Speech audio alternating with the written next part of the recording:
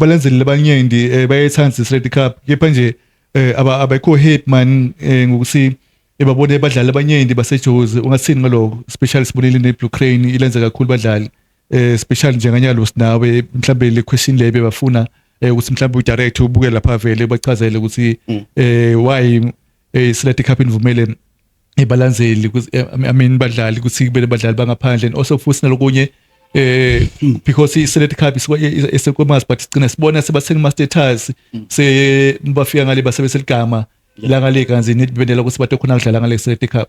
Okay, Mr. Ace, kusalati kune criteria lesebenzisa ngichazele ecaleni ngifuna kuhamba nayo kahle. Yeah.